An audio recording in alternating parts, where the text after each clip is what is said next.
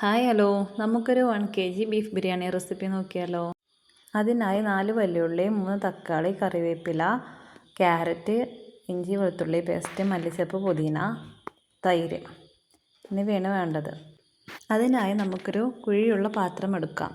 അതിലേക്ക് sunflower oil, നെയ്യ് എന്നിവ ചേർത്തതിന് ശേഷം വലിയുള്ളി, ഫ്രൈ ചെയ്യാൻ ആവശ്യമായ വലിയുള്ളി, അണ്ടിപ്പരിപ്പ്, മുന്തിരി എന്നിവ നന്നായി ഫ്രൈ ചെയ്തെടുക്കാം. എന്നിട്ട് അത് കോരി മാറ്റിയതിന് ശേഷം അതേ എണ്ണയിലേക്ക് തന്നെ മസാല ഉണ്ടാക്കാൻ ആവശ്യമായ വലിയുള്ളി ഇട്ട് നന്നായി വഴറ്റാം. വലിയുള്ളി ഇടുന്നതിന് മുൻപ് വലിയ ജീരകം ഇട്ട് ഒന്ന് മൂപ്പിച്ചെടുക്കാം. എന്നിട്ട് ഉള്ളി ഇട്ട് നന്നായി വഴറ്റാം. ഞാൻ ആദ്യം ചേർത്ത് കൊടുക്കാൻ മറന്നു പോയതാണ്. നന്നായി വഴന്നു വന്നതിന് ശേഷം അതിലേക്ക് ഇഞ്ചി, വെളുത്തുള്ളി, പച്ചമുളക് പേസ്റ്റ് ചേർത്ത് കൊടുക്കാം. എന്നിവ ചേർത്ത് നന്നായിട്ട് ഇളക്കാം. ഇഞ്ചിയുടെയും വെളുത്തുള്ളിയുടെയും പച്ചമുളകിൻ്റെയും പച്ചച്ചുവ മാറുന്നത് വരെ നമുക്ക് നന്നായി വഴറ്റിയെടുക്കാം. അതിലേക്ക് 3 തക്കാളി ഇട്ട് കൊടുക്കാം. നന്നായി വഴന്നു വന്നതിന് ശേഷം കറിവേപ്പില ആഡാക്കി കൊടുക്കാം. ഈ മസാലയിലേക്ക് കഴുകി വൃത്തിയാക്കി വെച്ച ബീഫ് ഒരു കുക്കറിലേക്ക് ഇട്ട് അതിലേക്ക് മഞ്ഞൾപ്പൊടി, ഇഞ്ചി, വെളുത്തുള്ളി, പച്ചമുളക് പേസ്റ്റ്, ആവശ്യത്തിനായ ഉപ്പ് എന്നിവ ചേർത്ത് വേവിച്ചെടുക്കാം. ഒരു 5 വിസിൽ വേവിച്ചെടുക്കാം. അത് ഈ മസാലയിലേക്ക് ചേർത്ത് കൊടുക്കാം. മഞ്ഞൾപ്പൊടി കുറവാണെങ്കിൽ അല്പം കൂടെ ചേർത്ത് നന്നായി വഴറ്റിയെടുക്കാം. ഈ വഴറ്റിയെടുത്തതിലേക്ക് മല്ലിയില, പുതിനയില, തൈര് എന്നിവ ചേർത്ത് നന്നായി മിക്സ് ചെയ്യാം. നന്നായി ഇളക്കി യോജിപ്പിച്ചതിന് ശേഷം അതിലേക്ക് ഉപ്പ് കുറവാണെങ്കിൽ വീണ്ടും ചേർത്ത് കൊടുക്കാം. ഗരം മസാലയും ചേർക്കണം.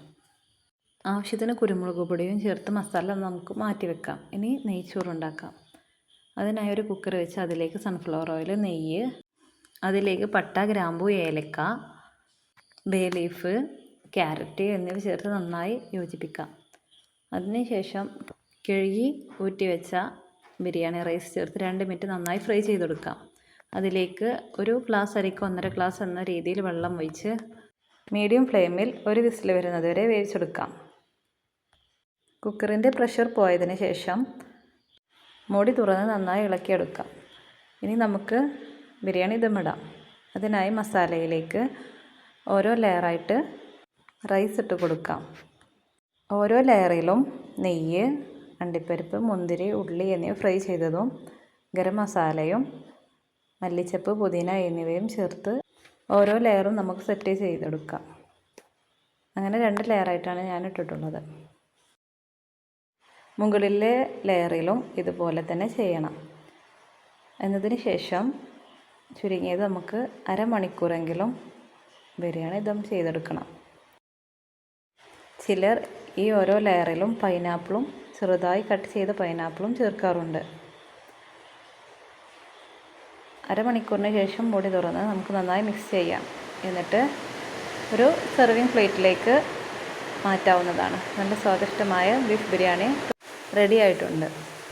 വളരെ പെട്ടെന്ന് നമുക്ക് തയ്യാറാക്കിയെടുക്കാൻ പറ്റിയൊരു ബിരിയാണി റെസിപ്പിയാണിത്.